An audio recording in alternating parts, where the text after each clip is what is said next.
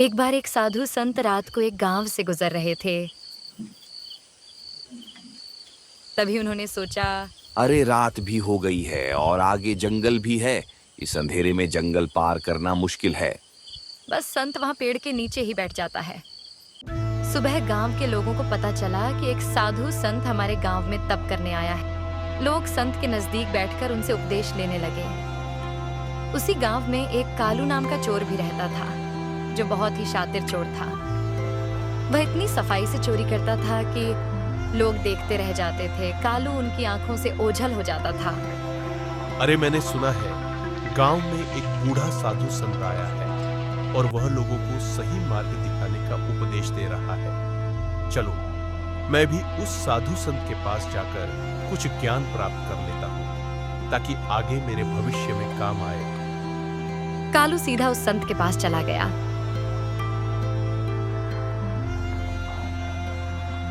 साधु बाबा, आपके चरणों में मेरा प्रणाम है। खुश रहो बच्चे, लेकिन तुम कौन हो? इतने दिन तो मैंने तुम्हें गांव में नहीं देखा। महात्मा जी, मैं चोर हूँ और गांव में छोटी छोटी चोरियां करके अपना पेट भरता हूँ। अरे बच्चा, तू ये काम छोड़ दे और कोई अच्छाई का काम कर, ताकि लोग तुझे देख डरे नहीं बल्कि तेरी इज्जत करे। महात्मा जी, मैं यह चोरी वाला काम नहीं छोड़ सकता हूँ। मेरे पिताजी भी यही काम करते थे और मैं भी सिर्फ चोरी करना ही जानता हूँ। और मैं पढ़ा लिखा भी नहीं हूँ और ना ही मेरे पास पैसे हैं। मैं कोई दूसरा व्यापार भी नहीं कर सकता हूँ। अच्छा बच्चे, तू ये धंधा बेशक कर, पर तुझे मेरी एक बात माननी होगी। हाँ महात्मा जी, आपका आदेश मेरी सर आंखों पर है। आज से तुम कितनी भी चोरियां करना, लेकिन झूठ मत बोलना। अगर तुम सच बोलकर चोरी करोगे तो वो चोरी नहीं बल्कि अगले व्यक्ति की मूर्खता मानी जाएगी। ये कहकर संत जंगल की ओर प्रस्थान कर जाता है। अरे ये क्या? ये महात्मा कह रहे हैं झूठ मत बोलना। अगर मैं झूठ ही नहीं बोलूंगा तो फिर मेरा चोरी वाला काम कैसे होगा? लेकिन अब तो संत से मैंने वादा किया है। अच्छा, कुछ भी हो जाए पर अपना वादा नहीं तोड़ूंगा। यह सोचकर कालू चोर भी चोरी के इरादे से वहां से चला जाता है। कुछ दूर जाने पर उसे एक व्यक्ति नजर आया। वो वास्तव में वहां का राजा था, जो भेष बदलकर नगर का भ्रमण कर रहा था। अरे मुसाफिर, तुम कौन हो और इस समय में कहाँ जा रहे हो? चोर मन ही मन विचार करने लगा कि झूठ तो मुझे बोलना ही नहीं है, इसलिए सच बता ही देता हूँ। जो होगा देखा जाएगा। अरे भाई, मैं एक चोर हूं और चोरी करने के इरादे से घर से निकला हूं।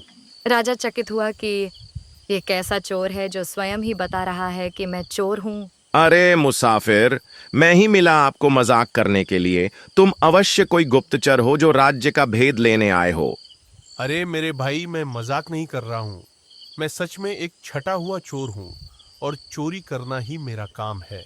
भाई, चोर तो मैं भी हूँ, परंतु अभी अभी नया इस धंधे में उतरा हूँ। अच्छा हुआ तुम मिल गए। आज दोनों मिलकर चोरी करते हैं। यदि तुम्हारा ख्याल हो तो हम राजमहल में चोरी करें। अरे पागल हो गए हो क्या? राजमहल में कैसे चोरी करेंगे? वहां के सैनिक हमें पकड़कर कारावास में डाल देंगे। अरे मित्र, तुम चिंता मत करो। मैं पहले राजा का गुप्त सेनापति था।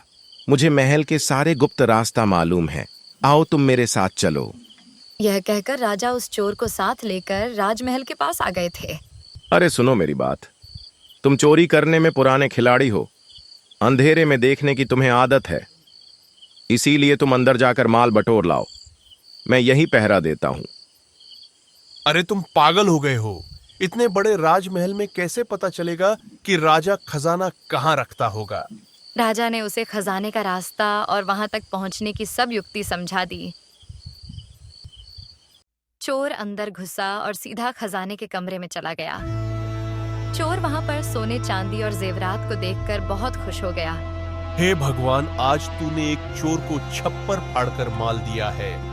अभी इस सारे माल को समेट लेता हूँ। चोर ऐसा बोल ही रहा होता है, तभी उसकी नजर 3 बहुमूल्य हीरों पर गई। उसने वे तीनों हीरे उठाए और वहां से चलने लगा। उसके मन में विचार आया कि हीरे तो 3 हैं, हम दोनों इनका आधा आधा भाग कैसे करेंगे। मैं झूठ बोलकर एक हीरा छिपा लेता हूँ, लेकिन मैं झूठ बोलूंगा नहीं, क्योंकि मैंने संत को वचन दिया था। यह सोचकर उसने एक हीरा वापस वहां पर ही रख दिया और 2 हीरे लेकर राजमहल से बाहर आ गया। अरे चोर भाई, मैं 2 हीरे लाया हूँ, एक तुम्हारा एक मेरा। चोर ने राजा को एक हीरा थमा दिया और वहां से चला गया। उसके जाने के बाद राजा ने सोचा कि हीरे तो 3 थे। फिर उसने यह क्यों कहा कि मैं 2 हीरे लाया हूँ, चलकर देखना चाहिए। यह सोचकर राजा वहां से चला गया। वो देखता है कि एक हीरा वहां पर ही रखा हुआ है। राजा बड़ा हैरान हुआ कि यह कैसा चोर है जो चोरी भी करता है और सच भी बोलता है। ऐसा विचार करके राजा अपने शयन कक्ष में आ जाते हैं। सुबह हुई और थोड़ी देर में हल्ला मच गया कि राजमहल के खजाने में चोरी हो गई है। राजा ने अपने मंत्री को अपने पास बुलाया। मंत्री जी, खजाने का दरवाजा खुला मिला है। आप जल्द से जल्द चोर का पता लगाएं। मुझे नहीं पता, 24 घंटों में वह चोर मेरे सामने मौजूद होना चाहिए। मंत्री राजा का आदेश पाते ही उस खजाने के कमरे में आ गया था। मंत्री देखता है कि एक हीरा अपनी जगह पर जैसे का तैसा पड़ा हुआ है। अब मंत्री को पता था यहाँ पर 3 हीरे थे। मुझे लगता है वो चोर जल्दबाजी में एक हीरा ले जाना भूल ही गया। अब क्यों ना यह हीरा मैं रख लूं। चोरी तो हुई है। चोर जब पकड़ा जाएगा तो वह लाख कहता रहेगा कि मैंने 2 हीरे चुराए हैं। उसकी कौन मानेगा। यह सोचकर उसने वो हीरा वहां से उठा लिया और राजा को आकर सूचना दी कि और तो सब ठीक है, लेकिन खजाने में से 3 हीरे गायब हैं। वो चोर तीनों हीरों को ले गया है महाराज। मंत्री की यह बात सुनकर राजा मुस्कुरा दिया। तत्पश्चात उसने मंत्री को शीघ्र ही चोर को तलाश करने का आदेश दिया। तलाश शुरू हुई और खोजिया द्वारा शीघ्र ही चोर को पकड़ लिया गया और राज दरबार में पेश किया गया। क्या रात को तुम्ही ने राजमहल में घुसकर चोरी की है? जी महाराज, चोरी तो मैंने की है और इसका दंड भी भुगतने के लिए तैयार हूँ, परंतु मेरे साथ एक अन्य चोर भी इसमें शामिल था। अच्छा, तो उसका नाम बताओ। वो कौन था? ये बहानेबाजी बनाने से काम नहीं चलने वाला है।